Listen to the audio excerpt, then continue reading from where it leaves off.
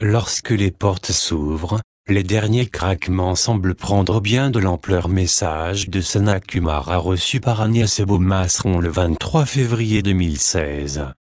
À l'heure où tout s'ouvre, ce qui semble vouloir rester fermeture craque, et les craquements font semblant de couvrir le silence. Sages ceux et celles qui savent être tout offerts à la simplicité du silence. Sages ceux et celles qui savent sortir de l'emprise des histoires.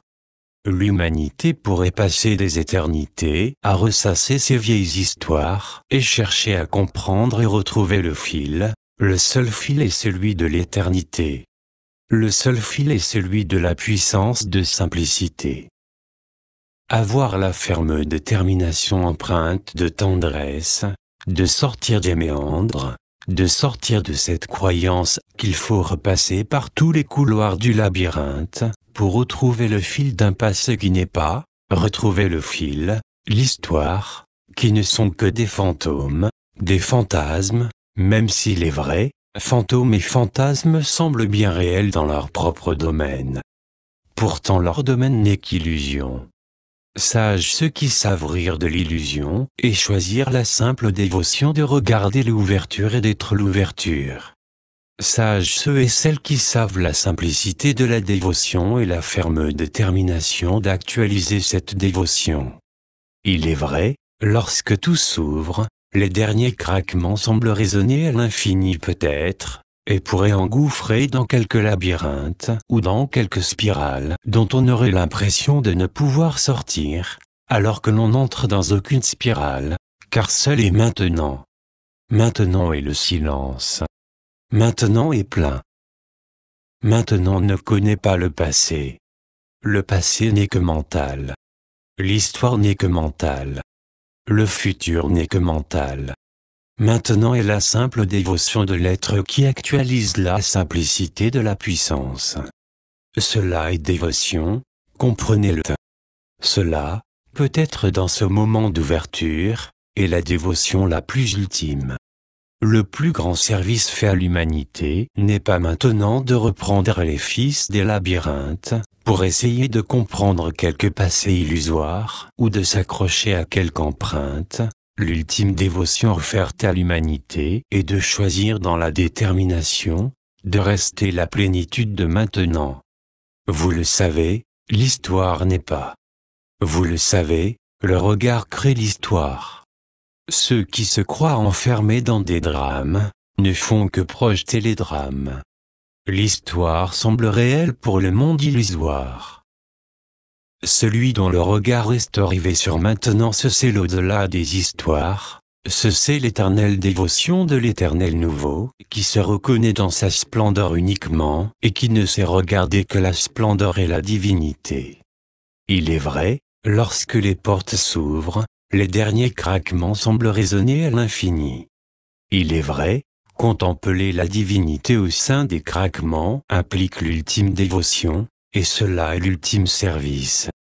Car comprenez-le, cette ouverture n'apparaît pas de nulle part, cette ouverture est l'ouverture du collectif, tout au moins un cercle qui choisit de changer son regard, de sortir de ces histoires illusoires, qui enferment l'humanité dans une spirale ou un labyrinthe, qui n'existe que dans le domaine mental.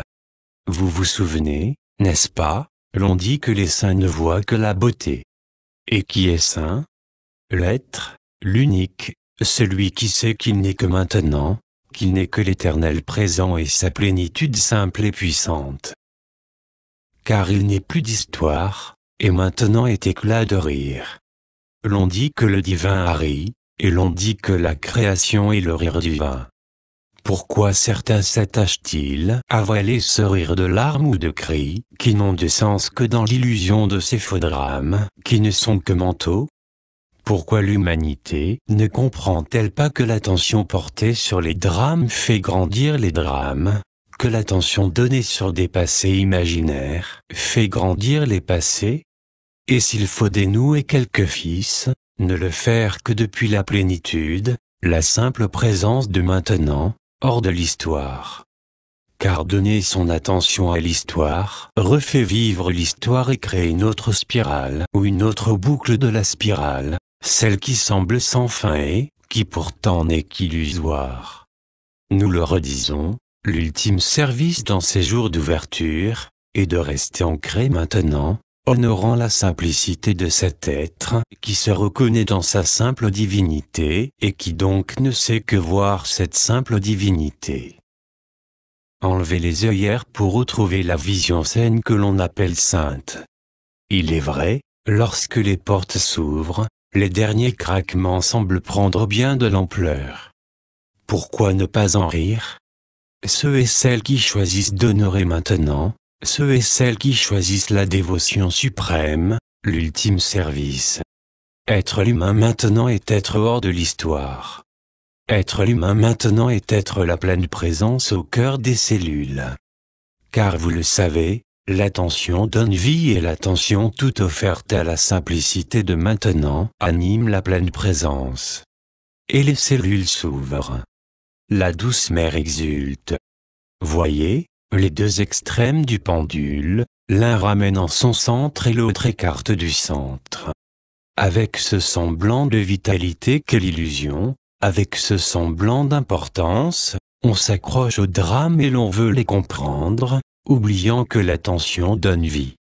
À l'heure où l'humanité se rassemble dans sa simple bonté et sa simplicité, qui choisira l'ultime service?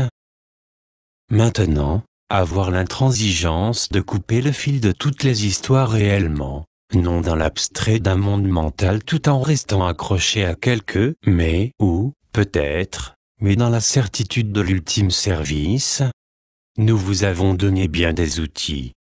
Comprenez, l'histoire est aspirée au cœur de la spirale jusqu'à ce que l'humanité ne connaisse plus que l'éternel comme son histoire, la perfection comme son credo, et la simplicité comme son vécu. Retrouvez la force de la joie car la joie coupe les fils des histoires et ramène en son centre. Source: anandamat.org